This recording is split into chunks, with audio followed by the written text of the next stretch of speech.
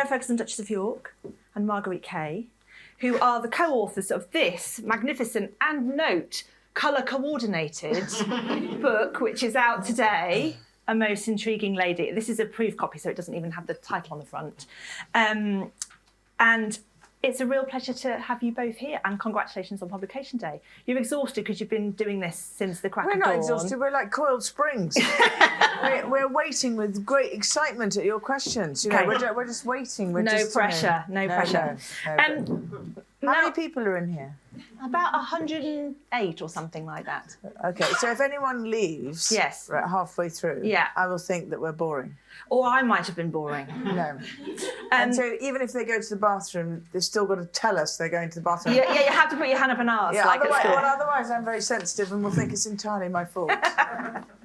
I do that. I'm interested. This book is published by... even if you've never read a book in your life, you've heard of Mills Boon. It's a sort of a brand that everybody knows. And Marguerite, you've written a lot of books like this. The two of you have worked together on, this is the second one that you've sort of collaborated on. What I'm interested in is, are there rules to writing a Mills Boon book? Absolutely not. It's the 60 books. The most common myth, I think, is that everyone thinks there's a formula and that they can just churn out romances. And one of my pet stories is a family friend who said, you know, how many have you written now? What do you do? Just change the names. It's absolutely not true. Very rude. It's also quite insulting when the blood and guts that go into every single book that I write and that we've written. No, there's not. Every single Mills Boon is a romance, but there's a romance for everyone. There's modern romances, there's medical romances, there's historical romances. There's a couple who appear together on the first page and you know from the start they're perfect for each other, but my goodness, they've got to, well, you don't actually in our book, they've got to fight for their happy ever after. And what's at the core of a Mills Boon nowadays, and I've said this a few times, but it's because it's true, is a woman fighting for independence and having to fall in love and believe in herself before she can be happy ever after with anyone else. And the romance is the icing on the cake. What's important in any Mills Boon romance is a woman actually finding her own happy ever after and understanding herself. Interesting. So, yeah. And Mills Boon, when I went to Mills Boon, said, I don't know how to write a novel, please help me. It's really true. I've wanted to write a novel for 20 years, and they very kindly introduced me to poor Marguerite, who must have put up with me. But I had to really get her to see if she really wanted to do this. But the key to that is that for anyone out there who thinks they can't write a book, ask for help. And I did that. And now I found out that Mills Boon actually really do that, don't they? Yeah, they absolutely do. My first experience with Mills Boon, however many years ago that was like, you know, I kind of retired from the corporate world and thought I'm going to write a book, and tried. The reason I chose Mills Boon is because they're one of the very few publishers who guarantee that if you send a book into them, they'll read it and they'll give you feedback. And if they think that you've got potential, you've got a voice, they will help you. You know, so they're an absolutely amazing company. And they've been around 100 years. And they have. And the last bit... Yeah, go on. OK, I'm nearly Then finished. I'm going to do another one. Winston Churchill in World War II, he actually was rationing paper, but he did not ration the paper for Mills Boon because he knew that it was bringing so much pleasure and escapism. Yeah, good to fact. Women. Good, thank you. Great fact. I've been on radio all day. And I loved it when I went to Mills Boon because everyone said, you can't possibly go to Mills Boon, you need to go to a proper publisher. That really bugged me. So you really went to Mills Boon. Then I really went to Mills Boon. So did you read romantic fiction when you were growing up? Are you a reader of romantic fiction? Do you choose that for your... I'm deeply romantic, yes. I have to have romance, and I watch Hallmark. I'm the person... Do you watch Hallmark? Yeah, of course. I love that. I am going into Hallmark film. Are you? Yeah, Marguerite doesn't know, but she's coming out. But I'm one of those people that on the Christmas time that goes into the ditch, and then the plumber comes in his tartan shirt and picks you up and takes you out, and then you make gingerbread. and happily ever after. Don't forget, you have to take your apron off. Well, you can make the gingerbread. That's All what right, no, I'll make the gingerbread. But yes, I see everything as romance. Everything I do is romance. Everything. My love of nature, my love of animals, my corgis, romance. Everything is a romance. Tell me more about that. How in what way do you experience the world romantically? Because there's been big parts of your life that have been romance, but there's been a lot of pain and difficult stuff. So how have you ended up being a romantic? I'm surprised. It's because I don't put the word romance as you're thinking of it. Go on. I believe it is a beautiful word of love, and I think that kindness and love and romance and goodness and no judgment and just downright altitude of good things is romance. So that is very important that I vocalise that, because it's taken me a long time to love myself. The fairy tale starts within. But it's really true. So I'm deeply, deeply, deeply loving. Like walking in here, I want to see everybody and say hello. You know, this is a very interesting story for me. Him lying there is interesting. We've had enough of Josh tonight. I just don't. I hate having my back to anyone. I hope to be so sorry for being rude. No, okay, good. No. Who's being rude? Yeah. No, well, no, he's fine because he's cool and laid back and liking that. It's just that I'm interested in lots of different ways of romancing this moment. Interesting, isn't it? Yeah. You're. Do you? So I'm just thinking. This book is what I would call. It's a feel-good book. It's nice to read on the beach or if you're on a long train journey. It doesn't challenge you, but there's things in it that make you think. It's a sort of, it's a story of people, some of whom are real actually. We should talk about the historical aspect of it. But when you set about, I'm interested in the process of the two of you working together. What does it look like when you get together? There's, like you say, blood, sweat and tears goes into it. It's not a quick thing. You don't rattle it off in an afternoon. What do you literally do? No, we certainly didn't rattle it off in an afternoon. I think the process with this book was different from the first book, it's fair to say. The first book, you had the story in your head for a long time. This book was much more, the whole story was invented by both of us, although it's still grounded in an ancestor of Sarah's and whatever little facts we know. It's still this idea of taking an invisible woman from history and giving her a history, which is what we did in the previous book. But we know even less about Mary than we did about the first. The real Mary, we know less, yeah. So it allowed us, I think, sort of full flight of imagination, and I think that's where we started. Well, no, that's not true. We started from the opening scene, which was you. Well, my friend here, Marguerite, said she was in commercial work. She's a lawyer, and she's very, very, very brilliant at putting my emotional, romantic way into very good words. So I said to Marguerite, yes, right, okay, so I think Lady Mary is going to go and tightrope walk between that tower to that tower, in 1870, at Drumlanrig Castle in Scotland. Marguerite goes, yes, Sarah, that's very interesting. Yes, of course, she's going to do that. Really? How? I said, well, I don't know, but maybe we should find out if circuses existed in 1870, and hence the reason this book is very seriously historical. Yeah. Every fact, every line, every smell. I'm all about smells and all about the essences of it, and then the genius comes in and stops me banging on and puts it into eloquent words. Really. Yeah, that's more or less every right. Brilliant. Yeah, I think that's true. I mean, sometimes you've just got this vivid imagination, and the opening scene came straight from your head right from the start, and it's fair to say that I had my reservations about it. The tightrope bit, in particular, yeah. You know, what on earth, you know, but then we went to Drumlanrig at the castle, we looked at it, we got a perspective, and then we thought, well, who's going to see her? And it kind of went from there. So, like, a lot of the book, sometimes it's true, the historian in me will say, oh, no, we can't do that, that's not right, or that's not right. But quite often, Sarah will come up with these, what initially sound like completely mad, wild ideas, and they're brilliant. they're absolutely brilliant. And that's what I've learned from her is like, you know, kind of cast off your reservations and the colour and or the opposite way around. I'll say, okay, so Lady Mary is here and this is what she's doing, okay. And you'll go, right, the smell of it, what's she listening to, what can she see, how's she feeling? And you're just right into the moment. And that's Romance. Do you know what? That's when you were asking the question about romance, I think, as we've worked on those two books, you don't think you've had a romance as an author with falling in love with yourself as an author? Because I think that. I think that that it's been very cathartic, because when I first started with Marguerite, I would say, would you mind awfully, could you please, would it be all right? Might it be possible if you could just change that one word, please? Trying to be the people pleaser from 60 years of people pleasing. Yeah. And eventually, I think poor Marguerite got a little bored with me and said, you can't offend me, just tell me what you want, you know, what is it you're sort of trying to say? And then we worked really hard Marguerite's worked really hard at bringing the confidence out in me so that I can now go into book 2.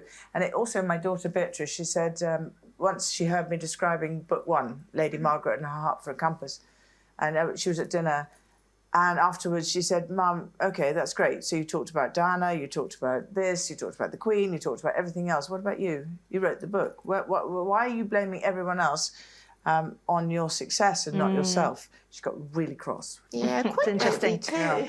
And now it's, honestly, today it's for me to say I'm an author, not even a wife, not a duchess, not a mother, not a grandmother, an author at 63 to start a new career is really an awful lot to do with Marguerite. Kaye. You've got a huge amount of energy. It comes off of you. People must say that to you. Yes. And I understand talking to you what you mean a bit more about the romance thing. I can see that you're sort of almost cloaking the world in the glow almost, so that you can experience it in a certain way. Yes. Yeah. Has that been a protective mechanism for 60 years of people pleasing? It's my character now. Right. I didn't realise, but I'm absolutely obsessed with love. And not just love, Yes. love, everything about love. Yeah. And Beatrice also says, because we're very, very close, Beatrice usually and I, we're very frank, and she says, Mum, she reminded me today that the Financial Times tried last year or 2 years ago to destroy anything we had, really.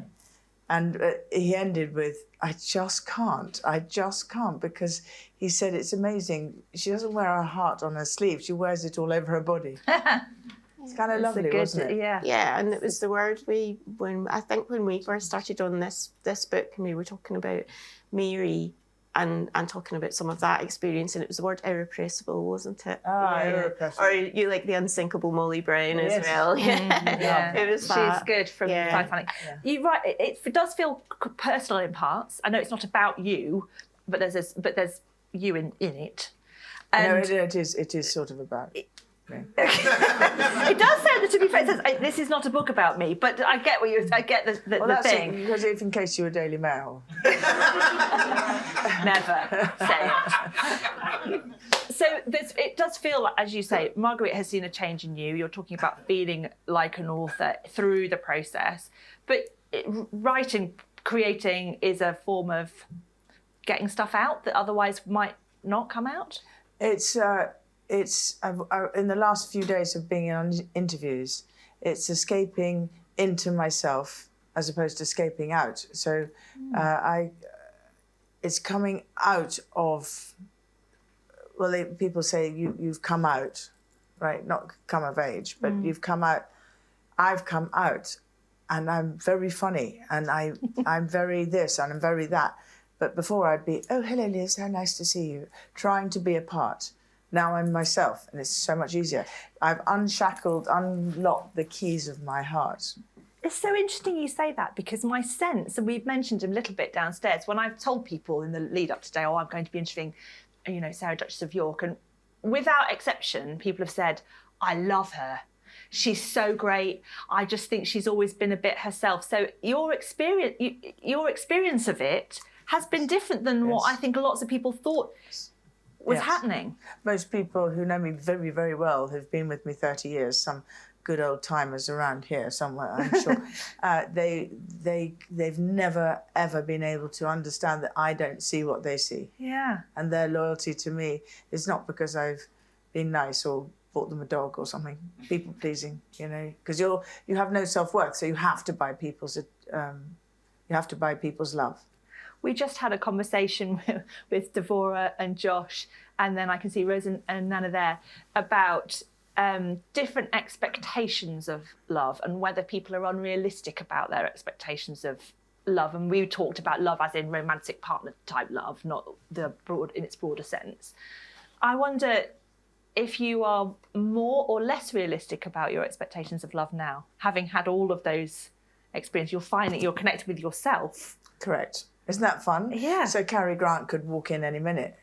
You don't. Well, I think you might not like Cary Grant. Steph would have to let him in first. He might be a bit smelly. Hold on a minute. You're all so young here. You probably don't know who Cary Grant is. I know who Cary Grant is. But, okay, Cary Grant, Gregory Peck, you know, Sean Connery, Harry Styles. a bit too young. Bit too young. Yeah. Looks like trouble, I think. Yeah. Liam Neeson.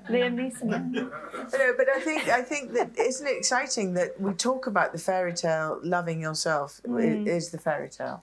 We talk about the real Mills and Boon. You talked about it just now about how you've got to love yourself first. So that means that if I'm now beginning to love myself, that I'm being myself, then hello. Yes. How exciting. It's really exciting. It's a confidence thing as well, isn't it? About, well, you know, I know who I am now, and it's then about being more open to other things, you know, to be confident enough in yourself to know that you can manage other experiences and to be able to kind of deal with other experiences rather than hiding yourself away and not wanting anymore. Do you think that's part of it? I'm sure. Yeah. With your... It is. Okay. Listen to Marguerite. She obviously knows what she's talking about. I just nod. With your girls, women now, your daughters, and they have their own marriages. In fact, we've got some brilliant pictures of you. I think this is Eugenie's wedding. You looked at also in green, actually. Green must be your colour. There they are, and you looked so fabulous on the day that. I think it was Eugenie's wedding that she got married. It was. Yeah. Yes. You're obviously thrilled for her, and it's a magical day, a wedding day. But there's a part of you that's thinking, oh my goodness, are you going to be okay? Well, firstly, yes. There you are. I mean, it's a brilliant dress. You look fabulous. Well, yeah. Thank you very much. Thank you for the compliment. Thank you. Oh, thank you. But the thing is that, okay, the shoes didn't fit, so I had to walk down the aisle. Oh no, crippled. And when I got in my pew, I forgot the cameras were on, and I went, oh. So I may have looked lovely there, but when I got to my seat, you know. Yeah. And also, in the handbag, that was my mother's handbag at my wedding, and I actually found when I opened that handbag was her card for my wedding. Oh. And I wore the hat. I wore the hat. It was Argentinian Spanish hat for my mum. Yeah. It was looking good that day. Yeah, it looks just fab. Really fab. Bitches looks great too. I thought I looked so fat, and isn't that funny? I look at it now and I think, no, it was all right, not too bad. You look great. But do you feel worried for them making these big commitments and saying, yes, this is it now forever, you know? Do you worry for your daughters? Not at all. Don't you? Because I brought them up really well. I wasn't brought up as well as I've brought my own daughters up. And so, no, they face their fears. They face, you know, when they're little, they go dragging under the bed. Then teenager, they go, you know, slam doors. And then when you get to 21 and later on, you know, we face it all together, and we are so united. And I'm not worried at all about my girls because they talk. We talk to each other about everything, don't we? Good. Yep. No, I've seen it. Yeah. And that's not something you had with your own mum and dad, I suppose, generationally different. And... Well, it was, and mum left me when I was 11, and she went to live in Argentina. Yeah. And so I must have been worthless for her to leave. Yeah. So this is why Marguerite's just has done such an extraordinary job at cathartically making Lady Margaret and Lady Mary, who are my ancestors, so getting them out of the grave and saying, come on, loves, we're going on a journey. And Marguerite's come on the journey. And now we're inseparable. I've adopted her. So there's gonna be another one. Oh, and her sister. Yeah. Otherwise, there she is there. So there's going to be another one. You're going to keep going.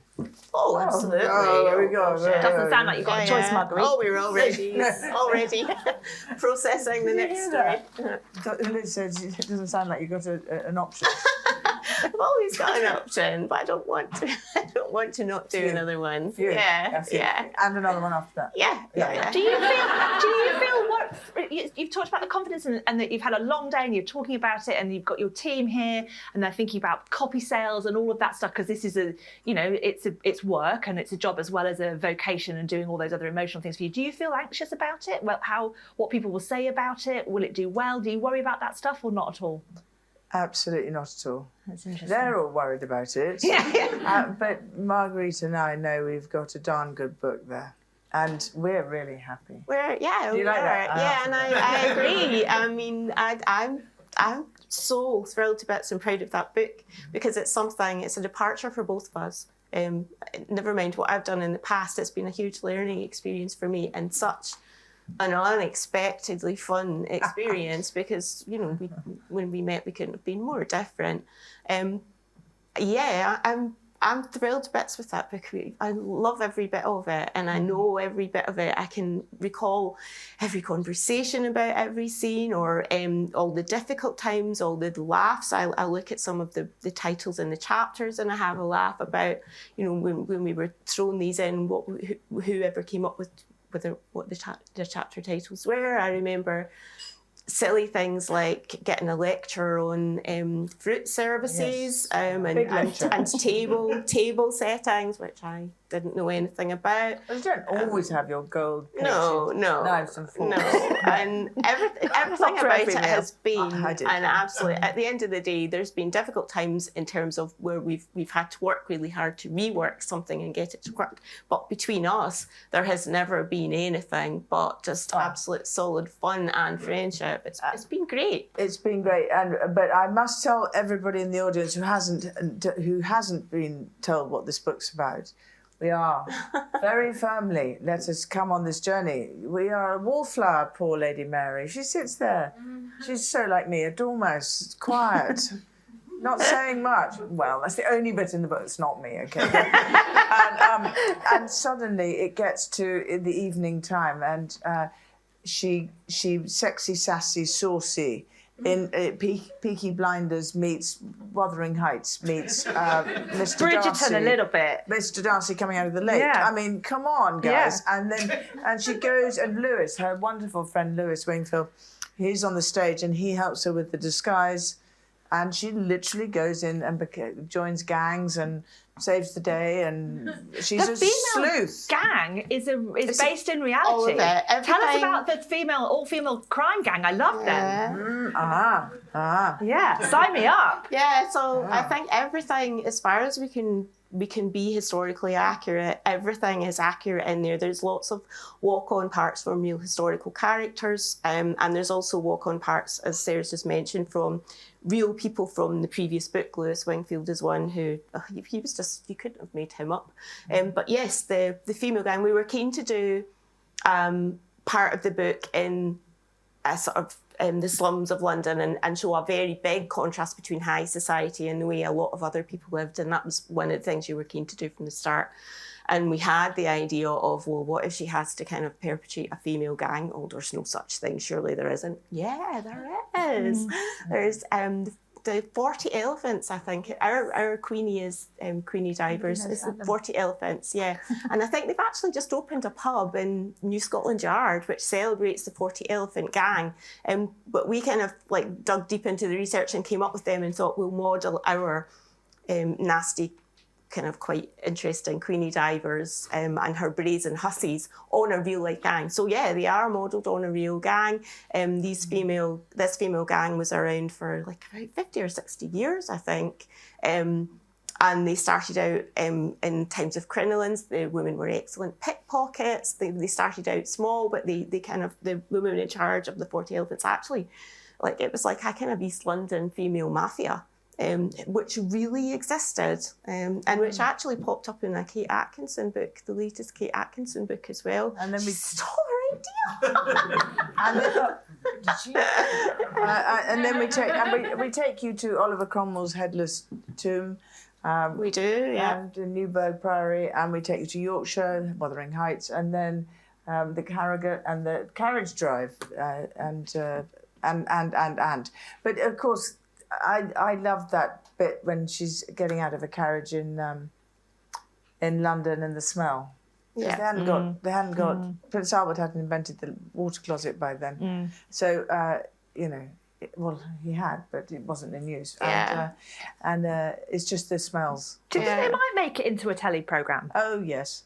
Yeah. Based on the smell thing, I remember a key point in the book. The heroine hides a note in one of the backstreet privies, and I remember having a bit of a discussion about how disgusting that might be. Absolutely disgusting. What we lived in. But also, when you say about TV series, I definitely think that Marguerite and I have decided Jamie Fraser needs to come over. Yeah. Yeah, that's Outlander. We're going to take him from Outlander and put him in this. He'd be a good tray. Poor Claire. I feel sorry for her because Jamie Fraser's got to come. Got to go. Yeah. I think if you went and asked him, I think he would be powerless to resist. Okay, I'll go and ask him. Yep.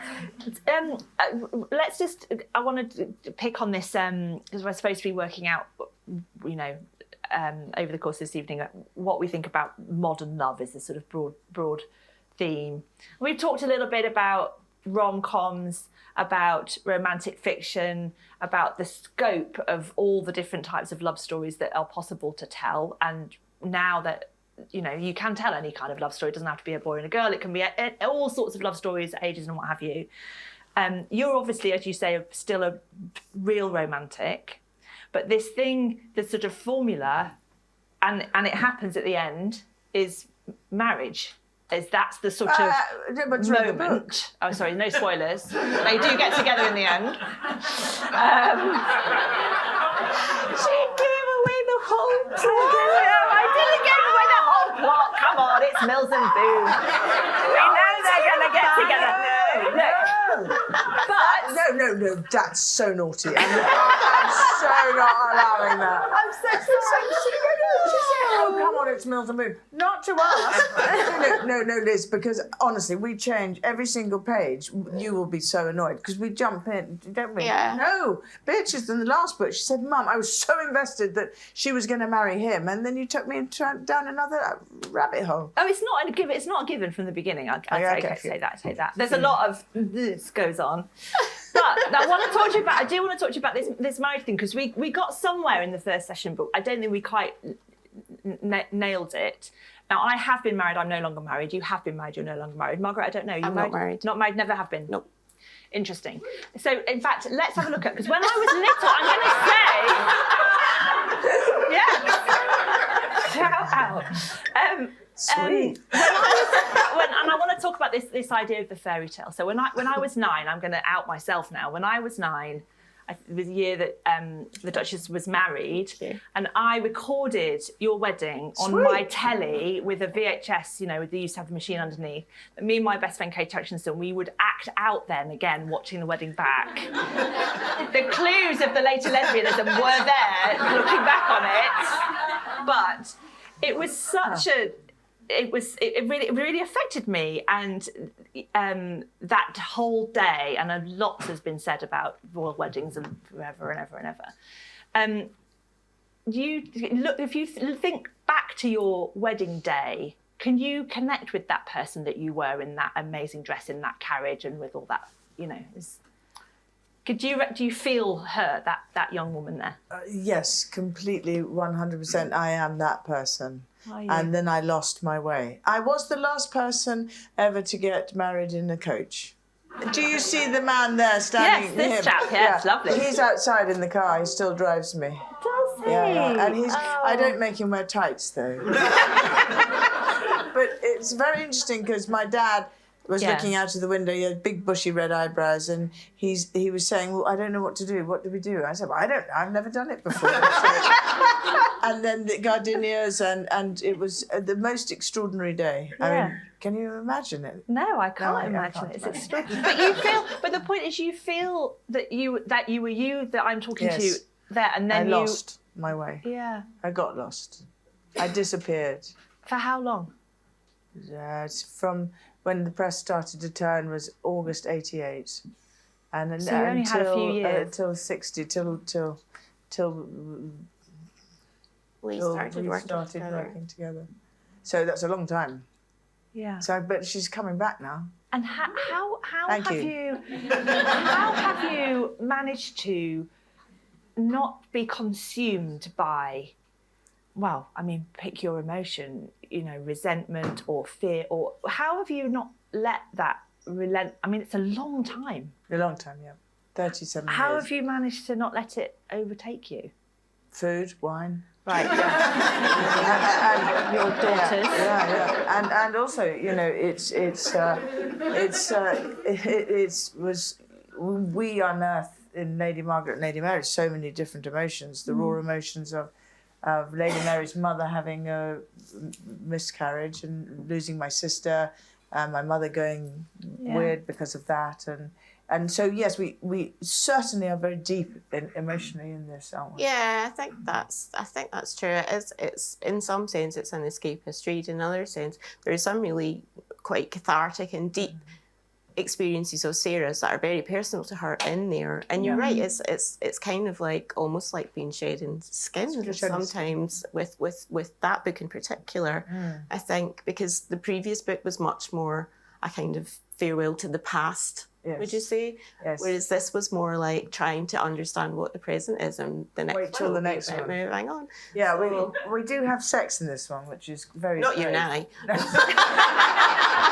That could be a good one for the next one. Our relationship isn't that close. No. My pronoun is she. And, there's a bit of sex, but not much sex in it. No, but we wait till the next one. I think you could dial that up in the next one, the sex. Yeah, I think there's a balance, though. I mean, it's a Victorian book about a woman who's born into high society who probably really wouldn't have known what sex was. I mean, quite literally wouldn't have known what to expect on her wedding night. So we have to pay attention to the mores of the time and right within that. And within that, we probably kind of stretch the boundaries, or Lady Mary has been a bit out there, really. Oh, she has. I think. And one journalist said, but I got to page 170 and you hadn't even kissed each other. Yeah. I went, at least you paid attention. But it is very interesting. The reaction for me coming out in the press in America and the press in Britain and being brave enough, it feels as though any minute now the boot on the other foot could drop and I'm going back into the pain and suffering of the bad front page again. So I'm very careful. But as I go on, I'm becoming slightly more... I'm not complacent, but I'm more confident. And I think I've seen a massive difference in you in that way. Are the press in the States kinder to you? Or no? The American people are very kind. Yeah. They really accept Sarah.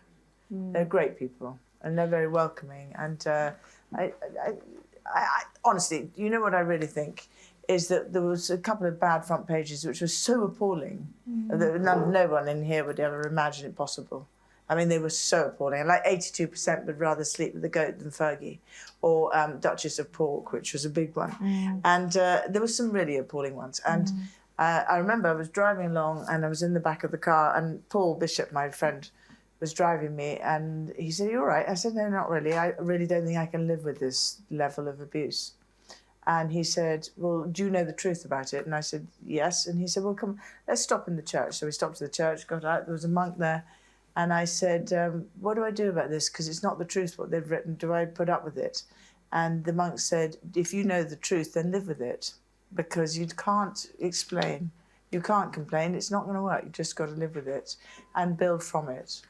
And I've always remembered that. And now I understand that. I can't please everybody. It's really interesting, isn't it? Do you? That's interesting advice, though, from a holy man to just say, "Deal with it, Sarah." Isn't it? Was that kind? Very kind. Was it? Yes, because you couldn't fight it. You can't fight it. So if you accept it, it probably wasn't what I would do now, but then, 20 years ago, 25 years ago, I accepted it. Do you think that those that don't explain, don't complain thing will change? We think about From my side.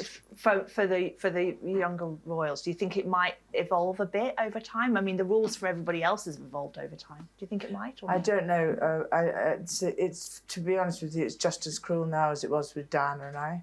There's no difference. It was very bad with Prince Albert in 1860 in the Great Exhibition. Yeah, I mean, Illustrated London News killed him. he was vilified because he was German, and nothing he could do was right. So you know, there's so many parallels in the Victorian press and the way they deal with celebrity then that we've kind of drawn on. It hasn't really. I think also that I had lunch with Piers Morgan and. As you do, and it was a long time ago, and have you not suffered enough? I mean, and of course he put the toe sucking photographs on the front page. Classic Piers. Classic. That was that time. So I went and had lunch with him. I thought, well, we can't beat them, join them. Go Back then? Yeah. But because he wasn't, or whatever. And so he said, well, go on, go around the factory and go and say hello to everybody. And I went, oh, okay, all right. So I came out. And there was a very, very, very fat, small, rotund little bald man in the corner, really laughing. He's like one of those diddy men, or one of those, whatever it's called. And he was in the corner. So I went up to him and said, oh, what's the joke? Please tell me, because I'd love to know, And he said, well, I so love you. We've been together for so long, 25 years we've been together. We know each other so well. And I went, okay, really? Not? But anyway, he said, yeah, I was the one that wrote the Duchess of York. Oh, my God. And he wrote it about himself. And for 10 years, he was the cause of my demise into food or eating disorders or mental therapy. But he didn't mean it. Because he was about himself. He didn't mean it. It was just a joke. And I'll never forget that, actually. As a way that you mustn't always think that your people it's really about themselves, not about you. I did learn that, but it took me 12 years to learn it. Interesting. So this is why this book, and being here today and being with Marguerite, it's it's not just happy launch day. It's high. Yeah. It's high. I'm Sarah. What do you want from the next 20 years? Oscar. Yeah. Let's do the list. I think that's good. Let's do the list. Oscar. No, it's an ergot. I think it's an EGOT, right? Yes. One of each. Emmy, Grammy, Oscar, and Tony. Tony. What are you going to play? What are you going to get your Tony for? Tony will be with my theatre production. After. No, Lady Margaret the musical. No, Lady Margaret. You're singing. Yeah. Make notes in the front row. This is what's happening tomorrow. Planning. So there's a musical, and then the Oscar will be, of course, for our books. Yeah, I won an Oscar already with Sandra Powell for Young Victoria. Oh yes. And that I told the universe I needed an Oscar. And they provided one with Sandra Powell, but she got the Oscar, but it was my film. But so this is going to be our film, and we'll be up there on stage, Oscar, done. And what else? Grammy. I've got to learn to sing to do that. Yes. Yeah. I'm going to have lessons to do Okay. that. Yeah. And an Emmy is going to be this year. We've signed for 2 of these books to be made into TV series. So where will it come on real telly? 2024, yes. Ah, real that's telly, so yes. exciting. Yes, real. That's so exciting. Yeah, Jess Buckley, sort of that sort of, what? Jamie Fraser. Yeah, so I wasn't joking. That's brilliant. Yeah, That's brilliant. it's really very exciting. It doesn't sound like you're going to stop working anytime soon. Oh, God, no. You like working? You're a hard-working That's not person. work. Oh, Liz, that's so sweet. That's not work. This is my ticket to freedom. Interesting. This is my ticket into my fairy tale. This is to love myself more, is that. right? Yeah, I mean, it's Right? it's yours. yes. Book 25. Here we go. Yeah, no, I'm not. I'm going to fly my helicopter again I'm going to write more books with Marguerite, and poor Marguerite is never going to stop writing with me. And she can do her as well, but, you know. What else am I going to do? Get my ergot, and what else am I going to do? There's something else I'm going to do. Oh, well, I've written children's books, so I'm going to animate a Budgie again. I was going to say we go back to Budgie. And Budgie the helicopter, and also Little Red. Yeah. Is my goal. You're obviously feeling like this is a new beginning. There's something shifted through the course of this book and today. I wonder, obviously your girl's a big part of your life. You've got little grandchildren now too. Yeah, 2.5. What kind of a granny are you? Oh my heavens. Have you not got story time with Fergie and Friends? Can no one pull it up? Oh my gosh.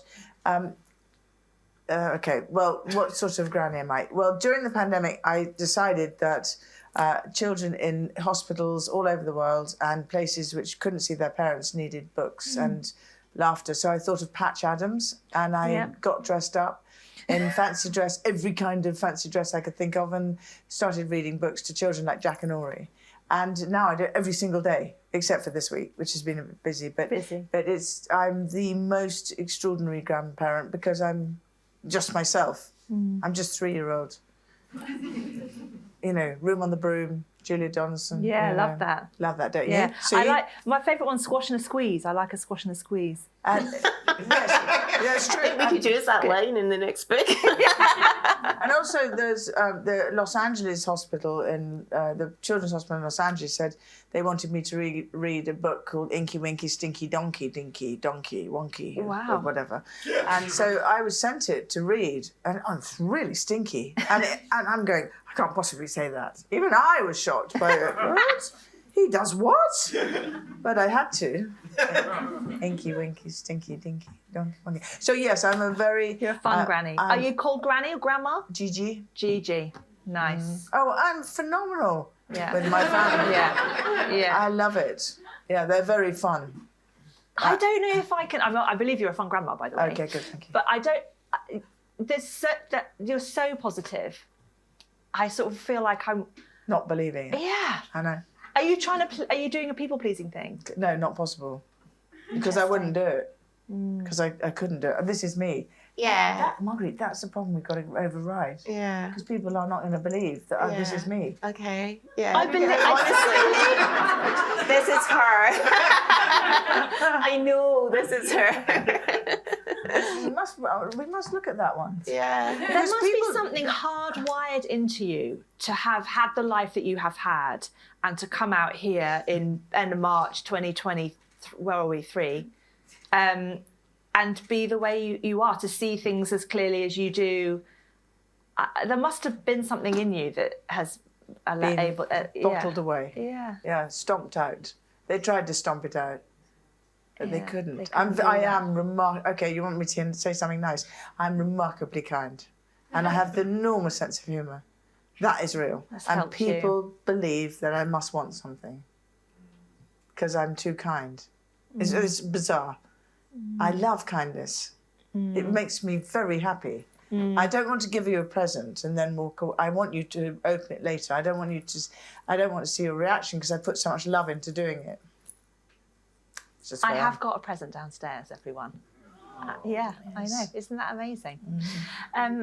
It's been really fascinating talking to you both. And I find myself, I sort of knew I would a bit, or I hoped I would, because I've been nervous I've never met a royal person before.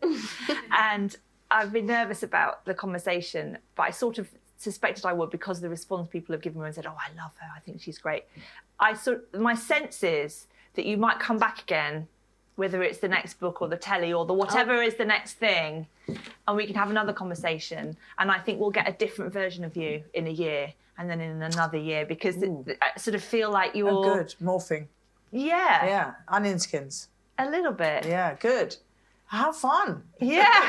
I thought you were going to say that I'd be a different version because I'm fake. No, not at all. That's absolutely not. I just sort of have a sense that there's a sort of, you know, morphing. I hope that the press is kind. That's what Marguerite says. Yeah. Marguerite says you're getting more and more confidence, correct? Yeah, and the next book will be another step forward in that kind of metamorphosis, I think. And are you going to be okay, Marguerite? Yeah. I'm slightly worried for Marguerite. I'm morphing as well. I'm changing as well. But there is also the one thing I would say is we started working in the pandemic on the first one, and I think some of our experience is that we both changed working through that process in the pandemic. And I think the lasting legacy of the pandemic for ourselves and so many other people is part of that. Life's too short. I want to be me. I want to do this. I want to do this. I want to tell this story. And I think that's part of our experience. That's part of what ended up, it's where we started with Mary, I think, as well, as this person who, I've had enough of this little brown life. I want something else, and I'm going to make it happen. And that's the process I think you're partly going through as well. Actually, that's a really good point about the dormouse and the wallpaper, because actually I did do that. Yeah, I did. Yeah, and also the other thing is that with the Queen dying, you know, I felt such in awe of her for 62 years, and it's with her dying I feel as though it's a new chapter. Yeah, it's really interesting, actually. It's quite a formidable mother-in-law situation for you, I would say. Yeah. I mean, it's, you know, but the last 3 years with the pandemic gave me an extraordinary insight, and the last thing she said to me was, "Be yourself." And she said, Is that really the last thing she said? Wow. One of the last things. Yeah. Keep being kind, be yourself, and write your books. Yeah, and take the corgis. And look after the corgis, of course. Are you going to go to the coronation? I am going to wave my bunting. I have a little van called the Little Van That Can. Yeah, I can send you a video. Oh, we should have got videos footage of all this before. We should have. Anyway, the Little Van That Can is 3-wheeler, and it says the Little Van That Can on it. And I'm going to put up a tea room in the old people's home next door and give them cinnamon buns and Victoria sponge and bunting. I'm going to do that. Great. That's my coronation. That sounds like a good plan. And coronation chicken sandwiches, which I like. Of course. It's the sandwich of champions, I would say. Yes. I've loved talking to you. Congratulations on the book. I'm so glad you're okay. Thank you. And lovely to meet you, Marguerite. Excellent work. And really good luck to you, is what I would say. It's been magnificent. Thank you. Huge round of applause, ladies and gentlemen. Thanks for watching that video. If you enjoyed that, we think you'll love these. And if you want to join us for the next live recording of Tortoise Lates, head to tortoisemedia.com/book.